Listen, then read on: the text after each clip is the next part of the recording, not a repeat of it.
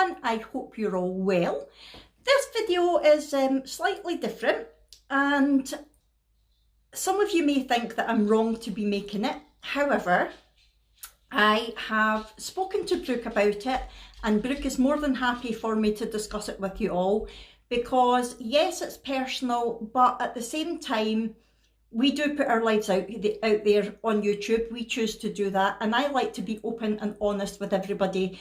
I'm completely transparent. I wear my heart on my sleeve, and what you see is what you get, as you all know if you're regulars here on my channel. Now, Brooke also did say that she wanted me to share it because it might help other kids in her position. So, what this is about, as you may have guessed, is Brooke. Now, I have mentioned bits and pieces in other vlogs about Brooke having appointments and about Brooke having issues at school with bullying and things like that. And now have finally came through the assessment process. We're out the other side and we have a diagnosis at last. So, I'm going to start from the beginning. When Brooke was young, we always thought, or at least me and my mum always thought, there was something different about her. Just the way that she acted, she was slightly slower to walk, she was slower to talk, but then when she did talk, some of the things that she came away with were just hilarious and seemed way too old for her. The ways that she acted, sometimes she would burst into tears for no reason. She really didn't like getting a row. She always wanted to go home, like from when she was tiny, when we were in the car. I'm talking when she was maybe about two or three. If we were out in the car, she didn't really like going out. She liked to be at home. And if we were driving towards home, but then took a different turning, she would go, "No, home, home." And we used to call her E.T. because E.T. wanted to go home all the time. And first of all, it was strange that A, she knew that we had taken a turning that wasn't towards home, and B, that she always wanted to be at home. She didn't want to be out. So it was wee things like that, and then things that she said, I can't remember off the top of my head, but it was hilarious, and we used to call them Brookeisms. Oh, that's another Brookeism. And I spoke to the health visitor about it, I spoke to the doctor about it, my mum spoke to the nursery about it, because bear in mind, I was really ill when Brooke was young. She was 2 when I first got really ill. I was in my bed, so my mum did a lot of the caring for her then. And my mum spoke to the nursery, and every single one of them said the same: every child's different, that's just Brooke. So we were like, okay, fair enough, that's just Brooke. And every time she did something, we'd say, oh, that's just Brooke. But it did get frustrating, and it was quite worrying. And then when she was at nursery, we kept getting told, you know, she's a lovely wee girl, but she likes to be on her own all the time. She doesn't get on with the big groups of people. She's fine when she's on her own, but when there's more than that, she doesn't like it. She doesn't like sharing toys and things like that. And we're like, right, okay. So again, asking people, look, we think there's something. No, it's fine. And then when she went to school, she got bullied right from the very start, and she thought that one of the wee boys that was bullying her, it always seemed to be boys that bullied her for some reason. She thought that one of the wee boys that bullied her was stalking her. She thought, like, when they were in the playground, she was convinced he was following her and things like that. And that primary school at the time didn't take us seriously. They weren't doing anything about it, and we took the decision to take her out of that school and put her in a different primary school. And things were great there for a while, and then she started, in fact, did she get bullied there? No, she didn't get bullied there. She was really good there, but they did mention a few things again about her not being great in groups, about the fact that she was really quite clever in a lot of ways, but didn't always listen to instructions very well. And one thing that we did find as well was, right from when she was tiny, she did find it difficult to follow instructions. Like if we said to her, right, Brooke, it's time to go and get dressed, she would disappear, like she wanted to do it, but half an hour later would go up and she would still be sitting in her room. We're like, come on, you're meant to be getting dressed. But then we discovered that if we said to her, right, Brooke, go and get your t-shirt on, she would do it. right, Brooke, go and get your trousers on. She would do it. So we were like, I wonder if it's like dyspraxia, where they can't compute a lot of instructions at the one time and they need to be told one thing at a time. And again, we said to the doctor, no, it'll be fine. I thought, right, okay.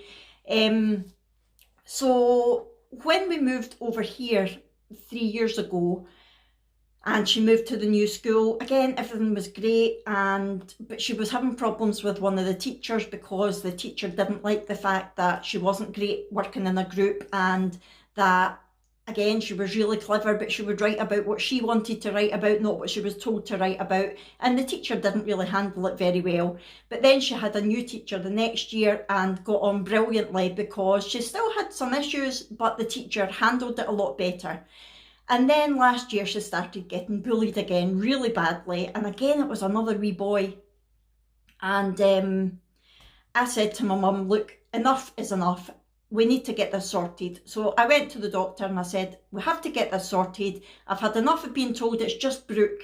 And he said to me, but really, what's the point? Why do you want to put a label on her? She's still going to be Brooke. And I said, but it's not about putting a label on her. It's about finding out if there's something wrong with her, and if so, what it is and how we can help her. Because I knew that it was coming up to high school time. She's going to high school after the summer this year.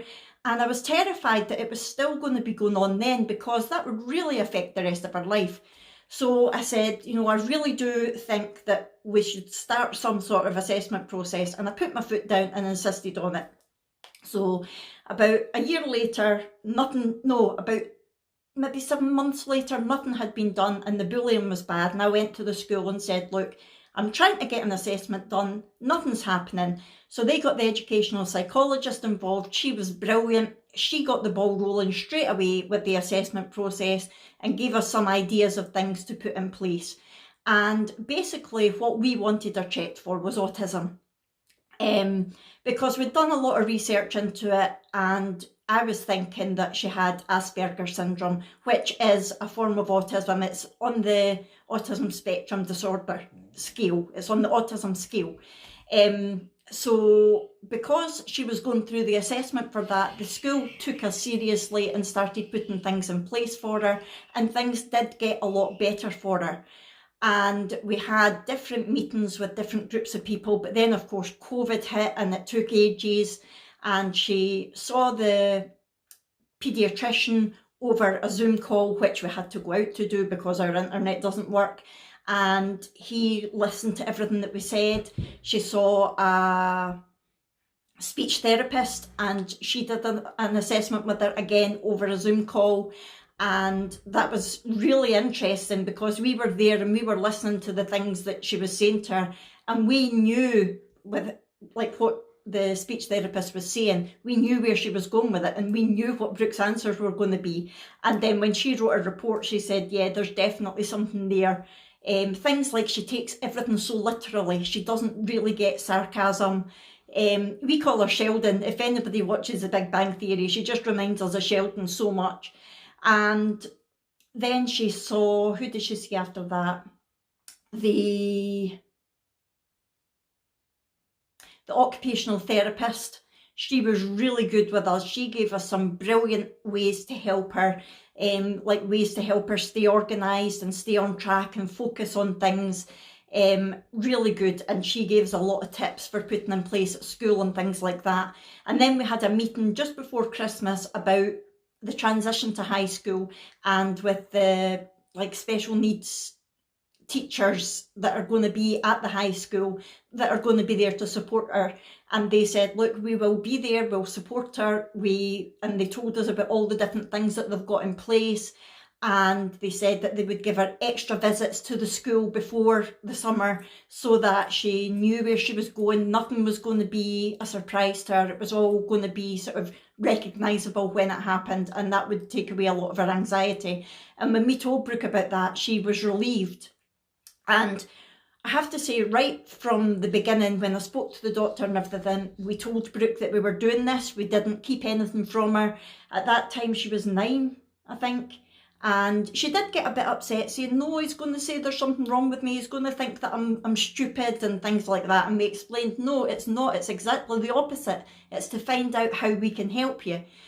And then when things really got quite far on in the assessment process, she actually told us that she was relieved because she knows that she's different and she wants to know why she's different. And that really, it sort of broke her heart.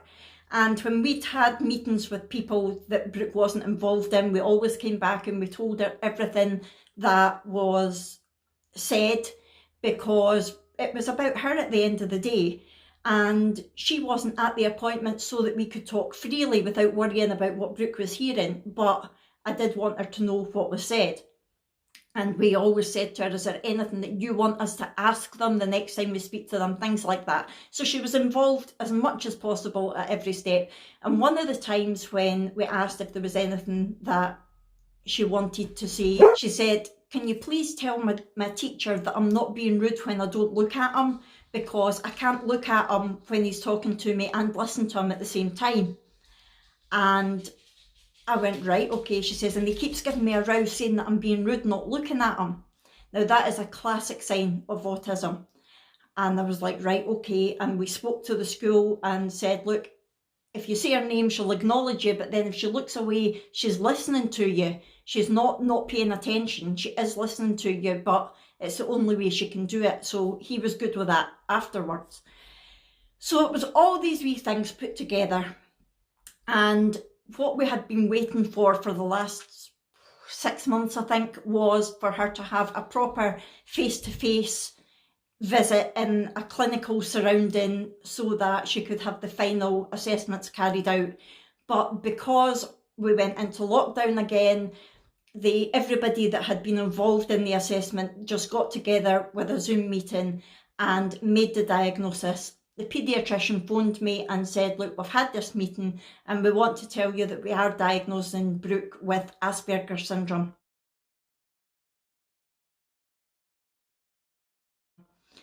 And I went, right.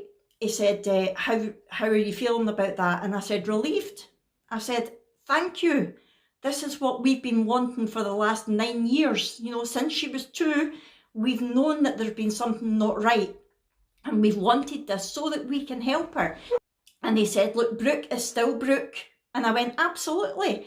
He says, but what you can't do is try and make her like everybody else, because that's putting a square peg into a round hole. That doesn't work. What you need to do is let Brooke be Brooke, and we will help you to do that. And we're like, hallelujah. That is what we wanted the whole time. We wanted support so that we can help to support Brooke. So I wanted to let you all know that she has now had a diagnosis of Asperger's Syndrome. So if you've ever noticed on the videos when she's burling around in circles, or she's not sitting still, or she'll be talking to you but looking away, or she'll be talking off camera, that's why. Anytime you see her and you think, oh, she's been a bit rude, she's not.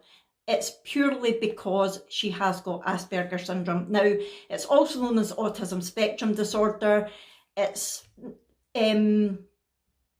weird actually, because to me, Asperger's and autism are separate things, even although I knew they weren't. And we had a brilliant meeting a couple of days ago with a lady from Autism Scotland. She was fantastic. It was a 2-hour meeting. We tried to do a Zoom call, but it didn't work because of the internet. So we ended up just doing it over the phone. And my mum was there as well. And she was amazing. Everything that she said. Now, you'll probably find she does this. Yep. And the other thing as well is, if you hear us talking about the fact she's a fussy eater, all she'll eat is pizza and burgers, things like that. This is the reason why. That was another thing that we knew there was something not right. She doesn't like trying new things. She doesn't like a routine getting changed, all of that. But the meeting that we had with that lady was amazing, and already she sent so many resources through for us to watch videos on YouTube, for us to look at things online, for societies that can help us, for websites that can help us, and it is amazing. I have to say they have been superb. Now there are also local organisations, I think there's something in Helensburgh that deals with autism. So we're still waiting for a lot of stuff to come through. We're still waiting for the official letter to come through with the official diagnosis that's going to have different things about different places that can help us. The one thing that I am still worried about and that Brooke's really anxious about is because of the lockdown and not being at school, she's not had the extra visits that she should have had to high school. Now, by this time, she should have had about 3 visits, I think, and she's not had any. So she is getting very anxious about that. But we have spoken to the lady at the Autism Society and the school, and they're going to try and make it up as soon as they can. The lady at the Autism Society had suggested that when she is there that she takes photos and we can make a little book so that she can keep going through it over the summer, so that she familiarises herself with what everything's going to look like, what it's going to smell like, things like that, because all of these wee things do affect her, and we've always known that it's affected her. So we are finally getting the support that we need. And when we told Brooke, look, you've got the diagnosis now, she went, okay. And I went, is that okay? She went, yeah. She said, I'm glad, because now I know why I'm different. And that really got us, because she has always, and she kept thinking that she was wrong to be feeling that way. She kept thinking that she was, I don't know, a bit like an alien in the playground, if you like, because nobody got her. Nobody realised why she did the things that she does. And I think she's just relieved that she's going to finally get the support that she needs as well. We've already started putting a lot of things in place. She's already so much happier, and it's going to make an absolute world of difference to us.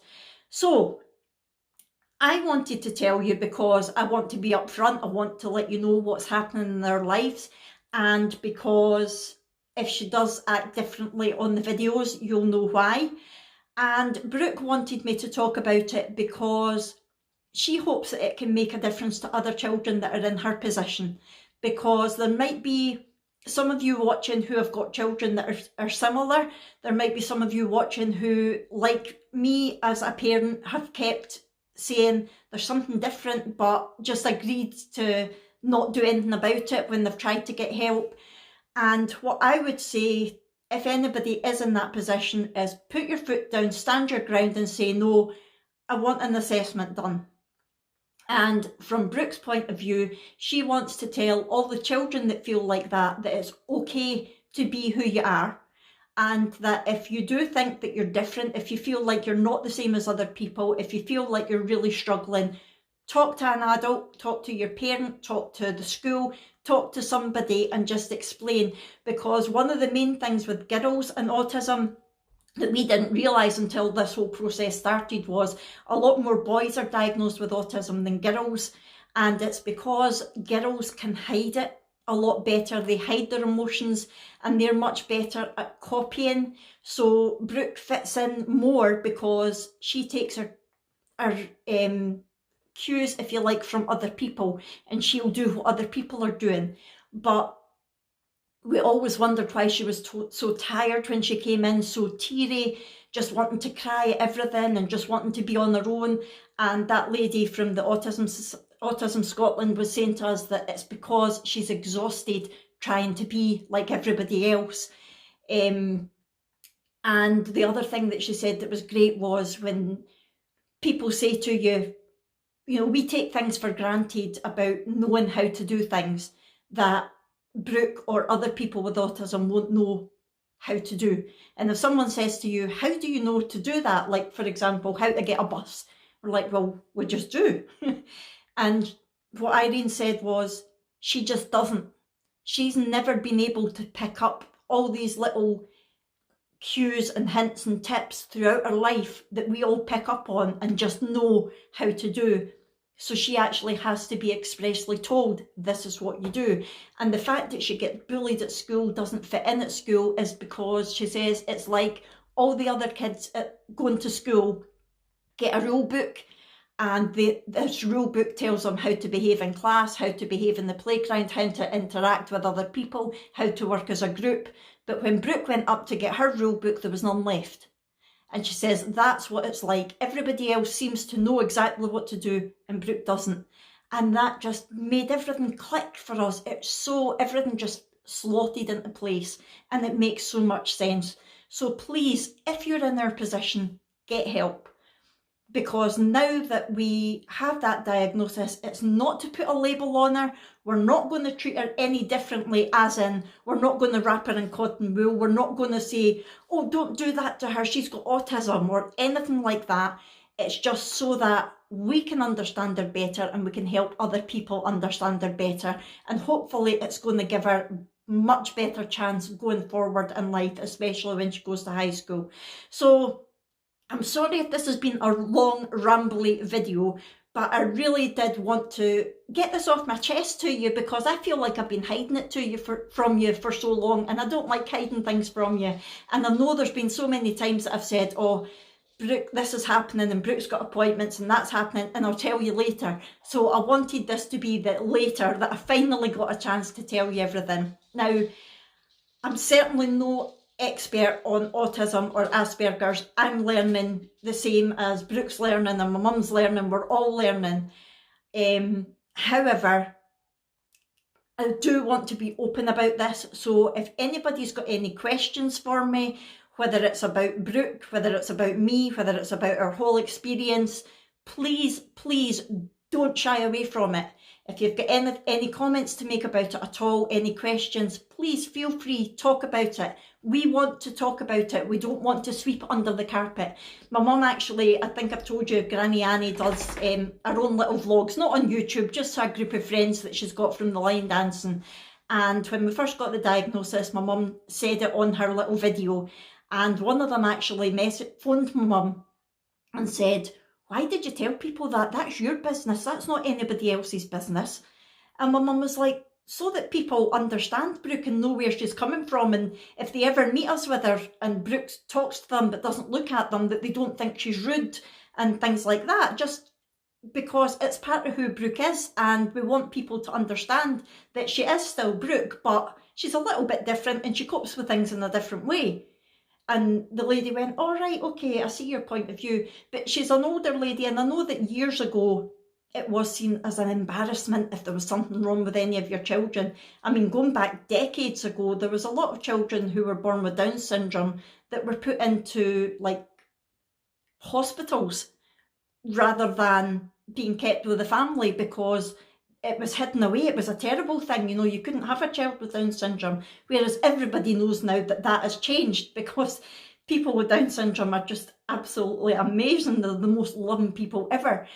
But I think she was still coming from that sort of mindset, oh, you should hide that, you shouldn't tell people that there's something wrong with your grandchild.